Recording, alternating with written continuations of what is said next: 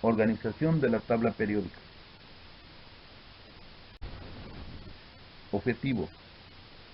El estudiante comprenderá cómo están organizados los elementos químicos en la tabla periódica a través de la información expositiva. Historia de la tabla periódica. Los elementos químicos que hasta ahora se han conocido son 118. Para lograr la clasificación ordenada de los elementos químicos, fue necesario casi un siglo de trabajo sistemático de varios investigadores. Entre ellos destacan Johann W. Dobereiner, que vivió del año 1780 a 1849. John Alexander Newland, que vivió del año 1838 a 1889. Y Dmitri Ivanovich Mendeleev, que vivió del año 1834 a 1907.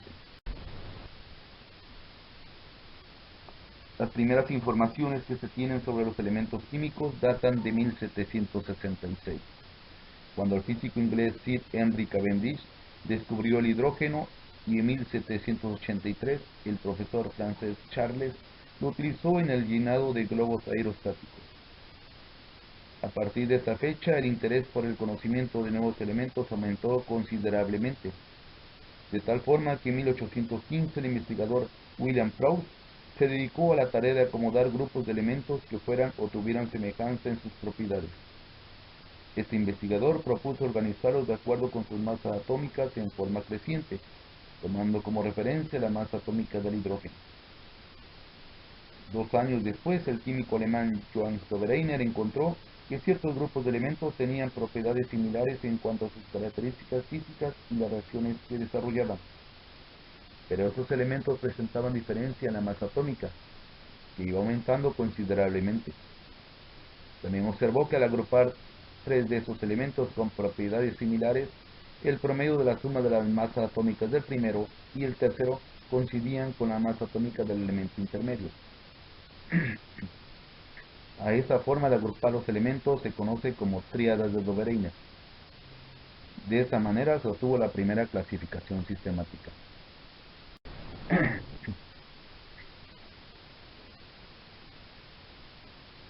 El interés de los químicos por agrupar los elementos aislados e identificados en aquella época era grande.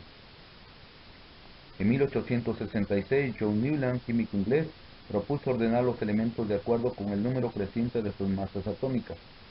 En su clasificación, Newland asignó un número progresivo a los elementos hasta ese entonces conocidos, y los organizó en columnas de 7 elementos cada una, observando con este arreglo elementos con propiedades similares quedaban colocados en la misma fila, repitiéndose estas propiedades cada octavo elemento.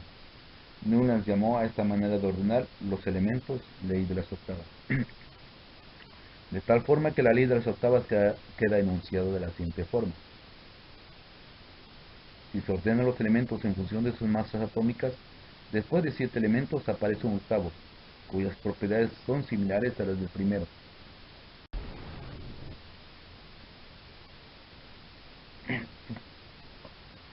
Muchos científicos en aquellos años encontraron que una carta de los elementos, ordenados ascendentemente con relación a sus masas atómicas, presentaban una repetición en las propiedades químicas y físicas de los elementos. 2 científicos, Julius Loran Meyer y Dmitri Ivanovich Mendeleev, establecieron un arreglo o distribución de los elementos en forma casi simultánea en 1869.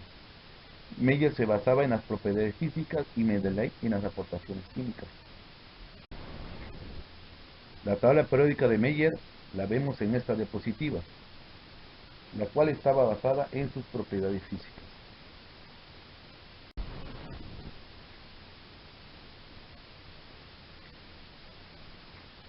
Sin embargo, teniendo en cuenta que Mendeleev contribuyó un poco más al entendimiento de la tabla periódica, a él se le atribuye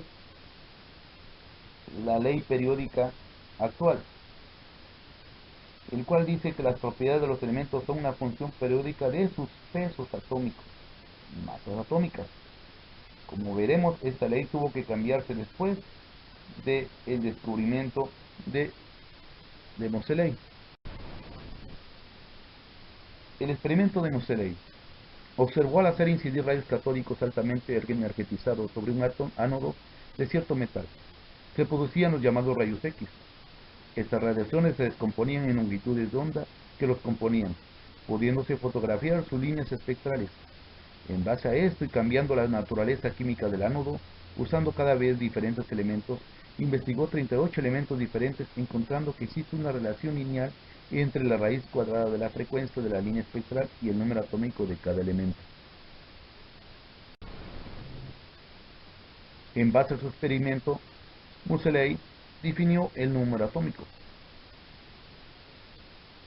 Moseley propone que la raíz cuadrada de la frecuencia de la línea espectral para un grupo de elementos ordenados progresivamente por su peso atómico aumenta de manera constante de elemento a elemento en un orden creciente. A esto le llamó el número atómico. La ley periódica moderna se puede enunciar. Las propiedades físicas y químicas de los elementos son funciones periódicas de sus números atómicos, llegando a lo que es la tabla periódica moderna.